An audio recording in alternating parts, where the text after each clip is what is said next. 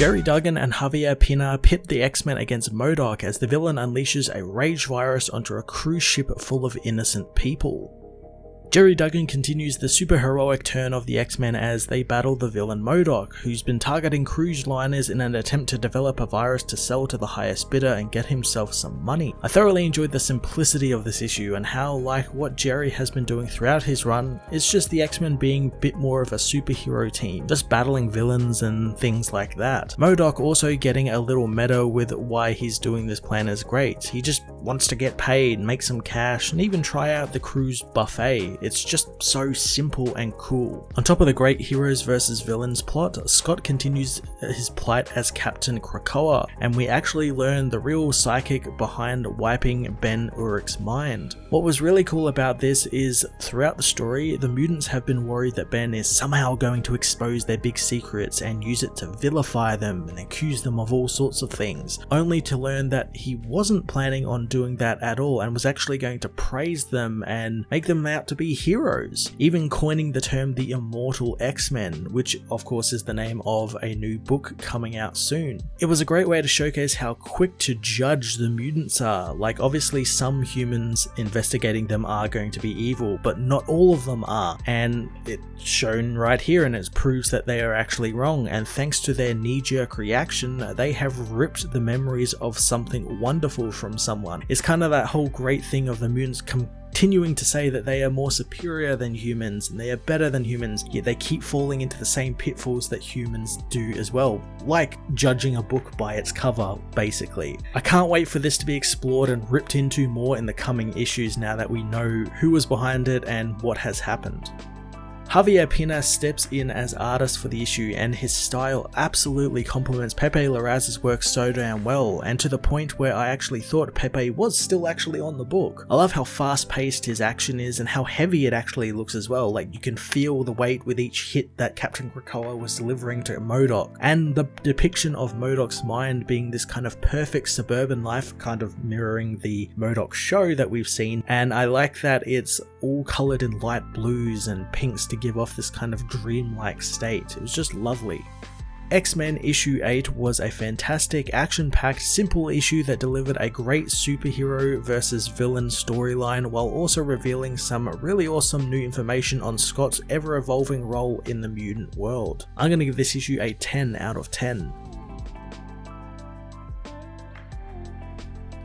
X-Men issue 8 finds MODOK inspecting a sample of blood in his new Project Amy, watching the blood cells mutate as he knows that he needs to move to a bigger petri dish, targeting a cruise liner with some people on board going crazy, killing innocent people as AIM scientists record the experiment, while MODOK explains to his recording that Project Amy is short for amygdala, the part of the brain that governs fight and flight, and how he has managed to harness it for his new biological software, telling those potential buyers listening that he could cut them in on his secrets for a price. A submarine surfaces next to the ship and MODOK emerges, continuing his sales pitch and saying that he has been doing this quietly on the ships for some time now, experimenting with the new bugs, but this new test will be overt.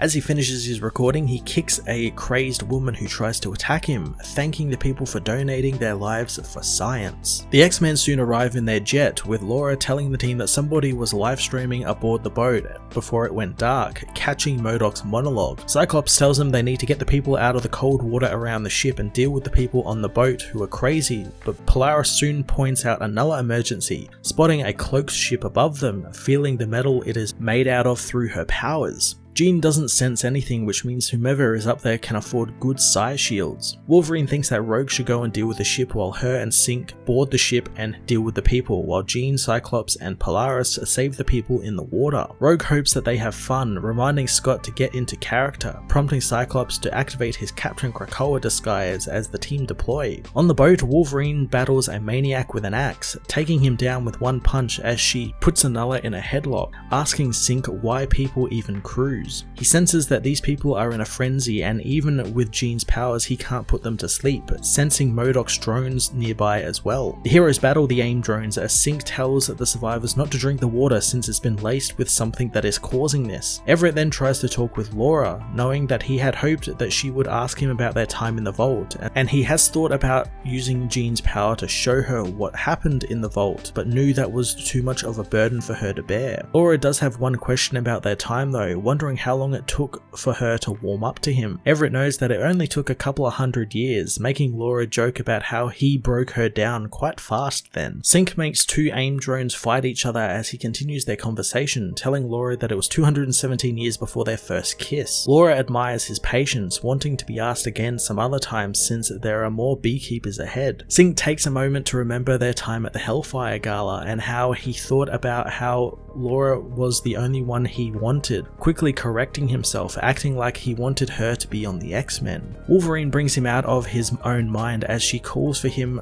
since she found MODOK. He contacts Jean, asking her if the off chance violence can be avoided, is MODOK disabled? The heroes find MODOK helping himself to the cruise buffet, and he knows the mutants are using telepathy to contact each other, despite not being able to hear them yet, knowing that the food is the only reason he is actually on the ship in person.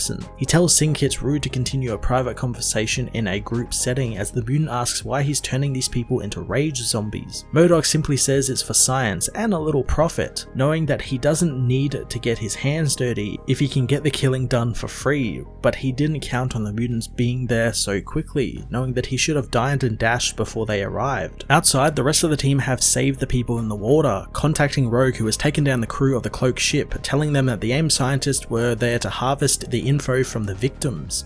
She warns Sync and Wolverine not to underestimate MODOK, who wants to see how well Wolverine swims with a metal skeleton, blasting her out of the boat and into the water as Sync fires his own energy at the villain, knowing that he could kill him with a single thought. MODOK knows he could, but he has psi shields active and he's currently missing a call from Laura, who is drowning. Sync leaves the villain to pull Wolverine from the water, allowing MODOK to try and blast his way out of the boat and escape, saying that he knows where the mutants live. Captain Krakoa, however, smashes him in the face, causing him to fall back down into the boat as Scott wants to talk with MODOK privately, asking for Everett to patch him in. Scott enters the villain's mind, meeting with MODOK's son, who tells him that he is in the backyard. MODOK meanwhile is busy grilling in the backyard as Scott says that his son seems like a good kid. MODOK asks if he's a father, learning that the mutant is, and he knows it's the hardest job. The villain knows that Scott is thinking the world would be better off without a MODOK, and the hero knows that the thought had crossed his mind, wondering what's the upside to letting him live. MODOK is revealed to be grilling X-Men heads as he tells Captain Krakoa that death is just changing from one state to another, and when he makes monsters to kill, they kill for his glorious purpose, to advance their knowledge. Scott asks why he bothers to make monsters and not angels, so the villain says that angels have wings to fly free with and far away, while monsters can be tamed with simple, sharp, clever words. Scott decides to give him his own sharp words, telling the villain that he will make restitution with everyone he has hurt on the cruise liner, and if he doesn't like it, it's lucky the mutants know where he lives. The X-Men wrap up everything, meeting with the captain of the boat, who thanks them for saving the people as Wolverine helps herself to the buffet, knowing that MODOK was indeed right and the buffet is undefeated.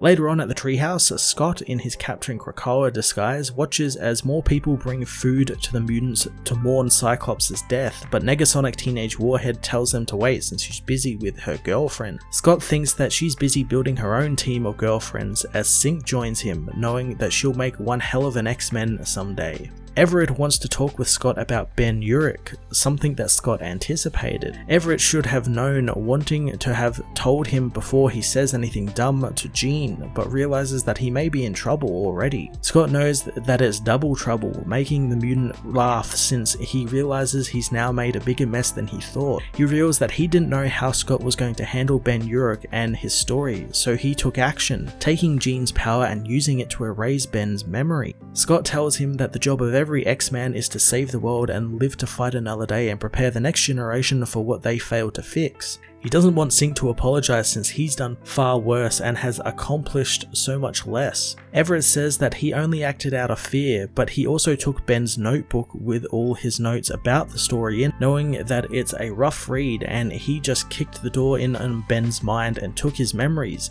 not realizing what he had snatched from the man. Looking through the book, Everett tells Scott that Ben wasn't afraid of the truth about the mutants. He thought they were miracles. The mutant knows that he loved being an X-Man, but his head isn't in the game anymore, and when he is not thinking about how he messed with Ben's mind, he's thinking about Laura, his Laura, who is gone and never coming back. He doesn't think it's fair to Laura to be haunted by the ghost of a non-existent life, and he wonders what Scott would say if he says that he's done being an X-Man, and Scott tells him that he is finished when Captain Krakoa says he's finished.